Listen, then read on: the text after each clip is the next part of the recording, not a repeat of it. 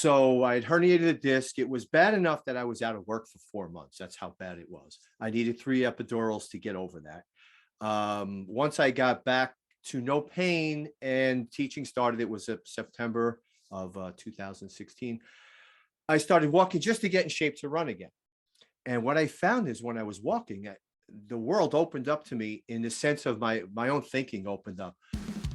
It's the Health in the Real World podcast. It's time to start the show with Chris Janke as your host. Here to give you everything that you need when it comes to fitness strategies. We keep it simple and easy. It's your roadmap to get healthy. You don't need equipment and you don't need a gym. Just the right strategies to get you fit and trim. The Health in the Real World podcast is sponsored by... Hi, this is Frank from Walking for Health and Fitness. This podcast with Chris Janke will give you the basics of starting your own walking exercise program. Stay to the end for a free gift from me. Hello and welcome to Health in the Real World. I'm Chris Janke here today with Frank Ring. Frank's encouraging people to do what I think is common sense, but unfortunately it has gone by the wayside, and I've seen this with my own clients, and that is simple walking. Frank, I appreciate you being here today. Thanks again. Hey, Chris, thank you for having me. I feel like when somebody first starts working out with me or they want to work out with me, that's always a question I ask them is like, what is your baseline fitness? And I always ask about walking. How frequently do you walk? So many times I hear people say, well, when I went to Europe, I lost 15 pounds because we were walking everywhere. And for some reason, they don't continue that tradition back here in the States. So how did you get so interested in walking and helping to motivate other people to start walking again? It was real simple. I got hurt. I was a runner and then did the weightlifting, everything that goes along with it. And I started doing trail running near my house here. The trails are real rocky, and I just really beat up on my body. So I had herniated a disc. It was bad enough that I was out of work for 4 months. That's how bad it was. I needed 3 epidurals to get over that. Once I got back to no pain and teaching started, it was September of 2016. I started walking just to get in shape to run again. And what I found is when I was walking, the world opened up to me in the sense of my own thinking opened up. I had time to listen to podcasts. I had time to listen to audiobooks. I looked forward to my walk at the end of the day, where when I was a runner, it was like, I have to run today. And it was always that sense of, I got to get out the door. They say the toughest part of a workout is just getting started. Right. And with running, that was the toughest part, getting started. And I always felt like that first few blocks, it's like the first time I had ever run. Once I started just walking, I not only looked forward to it, I was planning out my walks, how far I was going to walk, what neighborhoods I was going to do. And with all of what I was listening to keep myself occupied while I was walking, it opened, like I said, opened up my world. I'm a much calmer person. I've started this business. I mean, I've now written 3 books about walking, and that all started because the ideas just came to me. No ideas ever came to me when I ran, other than the idea of when's this going to be over. But right. As I was walking, and you take one, how about this? And then I'd have an idea. I'm like, I'd have then all of the different variations of what could happen. What next? What next? What next? Walking gave me all the time to think. And everyone I talk to about walking tell me the same thing. And much to your example of people losing weight, I used to go on vacation, same thing. Go after dinner, walk, and people are waving. Everybody's so happy. The pandemic happened here. We were locked down. Many people were home. And I'd walk my same routes, and I'd start to see people that I had never seen before, which was a great thing. I waved to everybody. I waved to cars. I waved to people. And many of them were initially kind of hesitant, like looking at me like, what do? I see the hands go up slowly. It's really funny. If we were in Cape Cod, everybody's like, hey, how you doing? I'm across the street. So It was a whole different mindset. And I found that people who didn't generally just like, maybe they don't think they could get in shape by just walking, but boy, it's a great exercise. It is really a fantastic exercise. And, it's interesting that all those things are happening when the pandemic first started and you're out walking and people are, not quite sure how to interact. I would imagine in this day and age, most people are interacting like you and I virtually, right, over Mm. some sort of technology. Yeah. And it's very rare that you just go outside and meet your neighbors. So I think that's pretty powerful.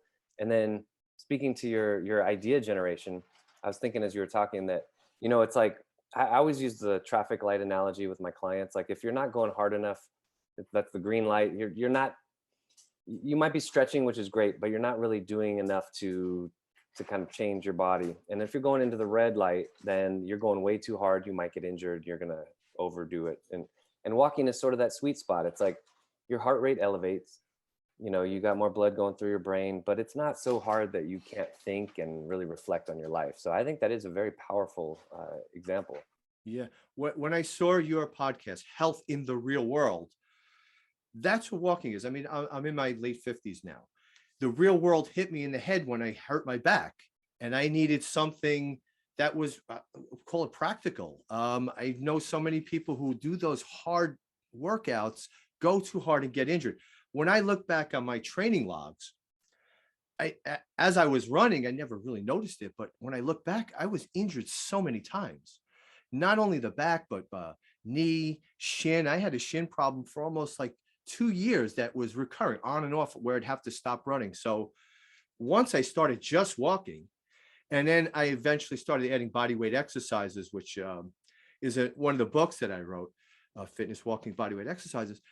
The injuries stopped. They were practically non-existent. I turned my ankle. I stepped in some bush. It was after a storm. There was some debris in the road.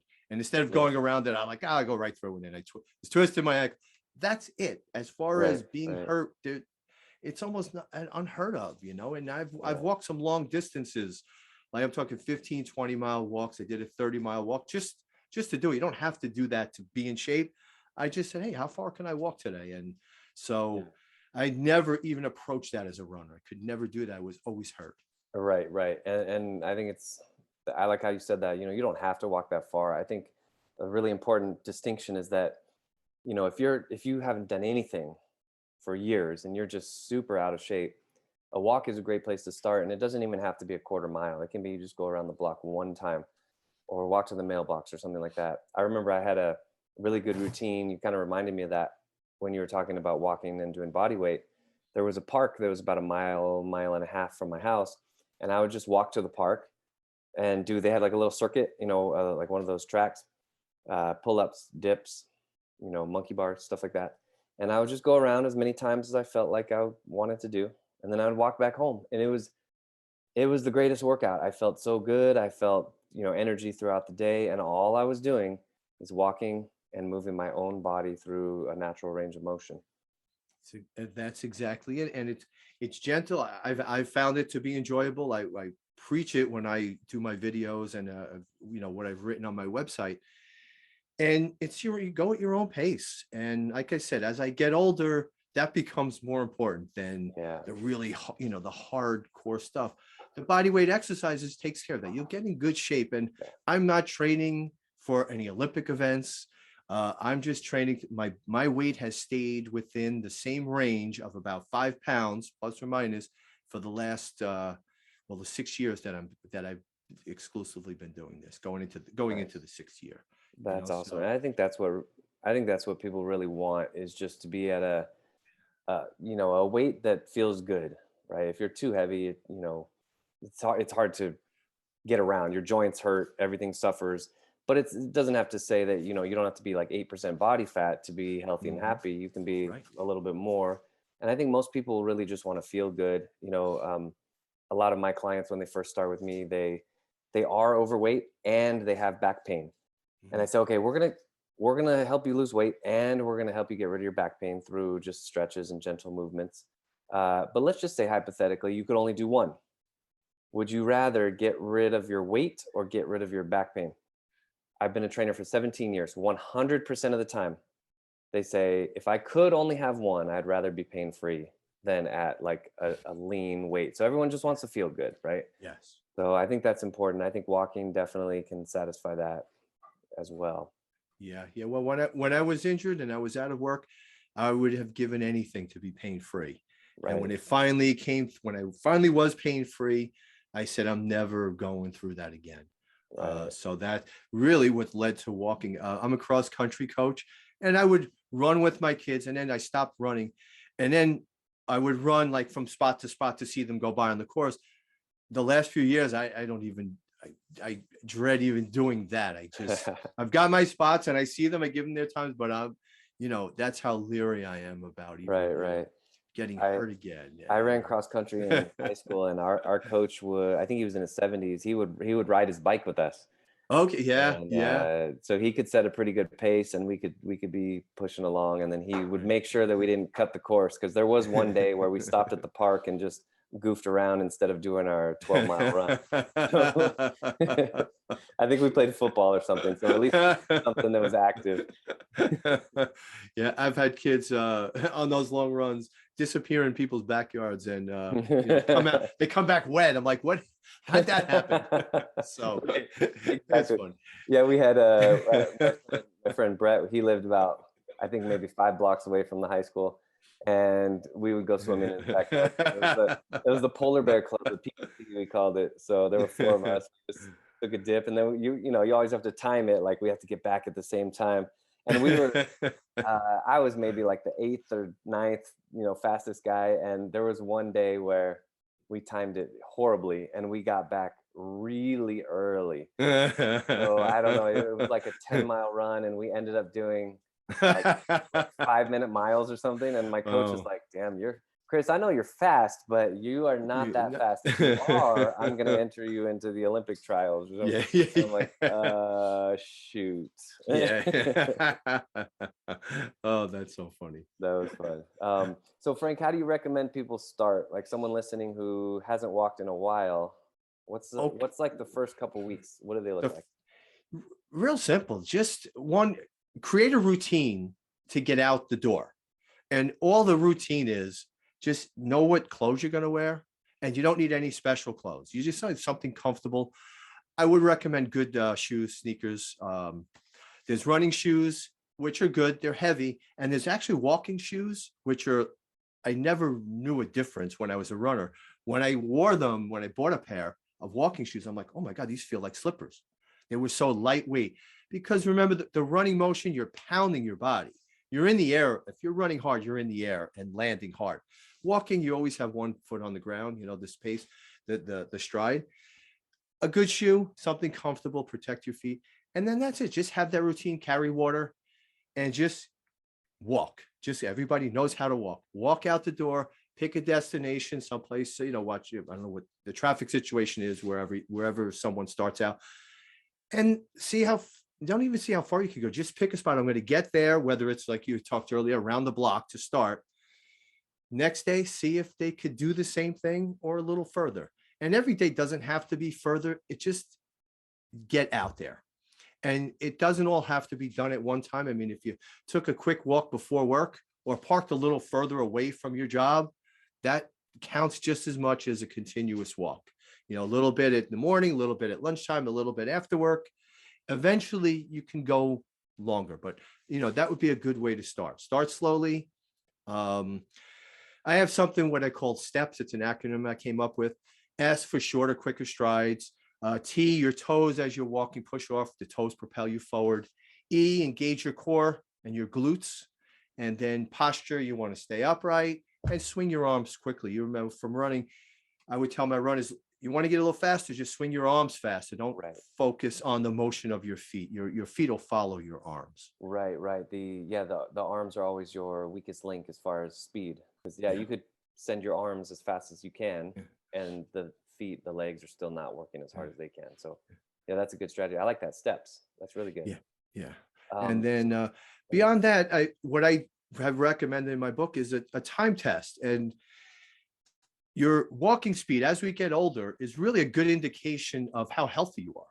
So if you set 10 minutes, okay, I'm going to walk for 10 minutes, just go. Where did mark your spot in that 10-minute time? You got to the greenhouse, 10 blocks away, whatever. And then periodically do that testing and see how far you can walk in 10 minutes. If you've been walking consistently and getting in better shape, you should be able to go further. If all of a sudden you're feeling sluggish and you're not getting to that point, there might be an underlying reason. Maybe you just happen to be tired that day, or there could be something more serious. But walking speed is a great indicator of how healthy you are. Yeah, I think that's a good thing to do too. It's nice to know where you are. Not only I like to say internally and externally, right? So like, how does it feel? That's all internal. It's very subjective. Like I feel fantastic. You know, I feel lighter. I feel younger. And then there's also those metrics you're talking about. How far can I make it in 10 minutes? Um, Also, you know, I used to have an Apple Watch. It was the first generation, so it kind of ran its course. I haven't had one in a while, but I did appreciate that. You know, you have heart rate measures perceived exertion by your Mhm. body. So even if, you know, you could be walking the route that you normally do, same route, right? We're controlling variables. It's the same route, but your heart rate is sky high.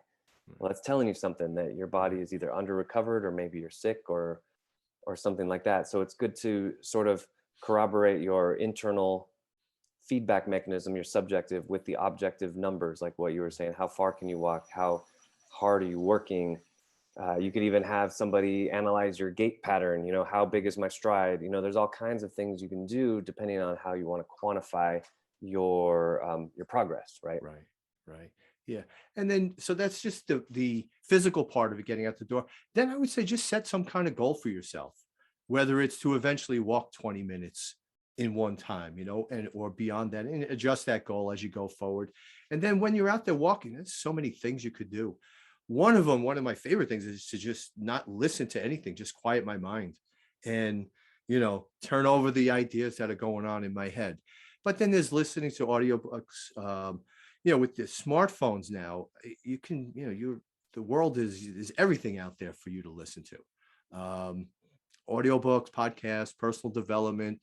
A lot of times I'll open my notes app and just dictate what I need to whatever idea comes to my head right there, and Yeah. get that into my phone. So the creativity part really opens up once you start feeling good physically. That's what I found, that all of a sudden, whoa, how can I be this age? I never thought of this topic before. Amazing how many times that has happened to me.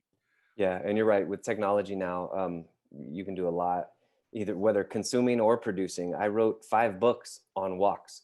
I Yeah. opened up Google Docs, and yeah, like you said, voice dictation, and Google Hmm. is pretty accurate with, Yeah. you know, dictating. And I'm sure the neighbors thought it was funny because I'm like, chapter 1, new paragraph. You know, once upon a time, comma, and you know, you're saying all the parentheses and period and everything.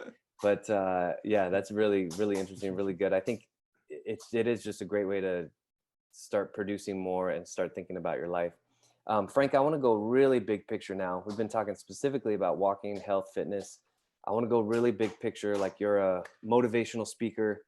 You know, you've been hired by a university to give the graduation talk, or maybe a corporation to speak at like a wellness event or something. What's kind of like Frank's methods for living a good life? You're Tony Robbins now. What's your Tony Yeah. Robbins? Well, since I'm a high school teacher, I'll make this as a commencement address, I guess you would say. And it's what I tell my students anyway, is to just have a clear purpose of what you want to do in life. Take action on it and just persevere. Okay. Just if you really want to do it, just keep plugging away, because there are so many things in life that'll try to get you off that course. But if you're clear on what you want and do it, and this is what I tell my students all the time, it has to be for you, not because your parents want you to do that. I hear that so often. Well, I'm thinking of doing this. My parents want me to go to this college. My parents want me. They have to do it for themselves. And then once you decide on what you want, take action. That's it. Wayne Gretzky, the hockey great, says, you miss every shot you don't take. So take the action on it and then persevere. Anything worthwhile, there's bumps in the road all the time. No, there's no smooth line to success. It's just perseverance.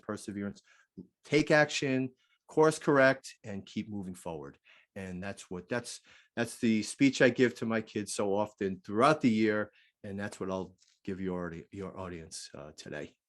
That's perfect. Yeah, and you know, when sometimes you are going north, or your destination is north of you, but during some moments of that journey, you're going south. Yeah. You know, Yeah. it happens.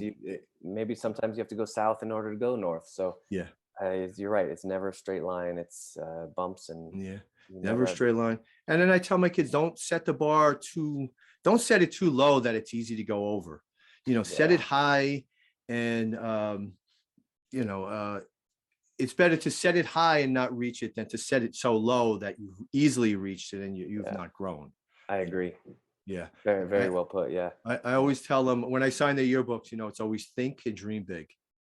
yeah, that's awesome. Once they have big dreams, absolutely. Well, it's great that they have a teacher like you to remind them of that message. So that's fantastic.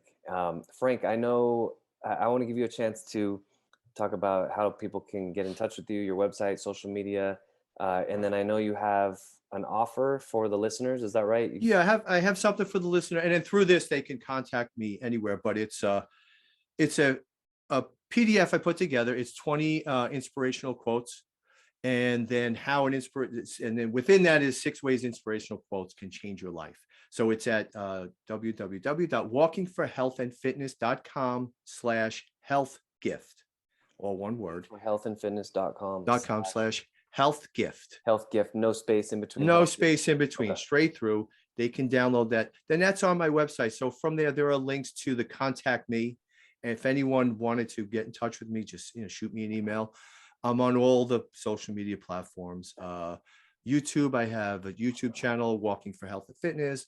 I'm on Facebook, it's Walking for Health and Fitness program. But on the website, we'll have all the links. And even within that giveaway, all my links are on there. And then the website has many different articles that I've written over the past 2 years. Books that I've written 3 books, all about the topic of walking. And I covered Walking for Health and Fitness. The book idea came before the website, just an overview of walking, how someone can get started in it, all the benefits of it. Then I followed that up with fitness walking, body weight exercises, then taking it to the next level. And then the last book I have written was Walking Inspiration, working on your mindset and Nice. while you're walking. So all 3 books, they could check those out. They're available on Amazon.com. Are those a few of your books over your left shoulder? They are, yes. Yeah. There's the show. Oh, there you go. It's hard doing this, and I know yeah, the reversing. those are the books right there. I figured I'd put those Nice. up there. Yeah, Awesome. so Well, it's been a fun process. If you told me in high school that I would write books in my 50s, I would be like, you're out of your mind. But crazy things happen, and I needed to think and dream big when I was younger, and I finally started. Oh, that's awesome. Well, hey, it's never too late. Well, Frank, I really appreciate you joining us. All you viewers out there, please check Frank out, Frank Ring, and definitely incorporate walking into your day-to-day life. Frank, thanks again for joining me today. Thank you, Chris. Appreciate it. Thanks for listening to the Health in the Real World Show. Make sure to like and subscribe and comment down below. Visit mycorebalance.com to learn more.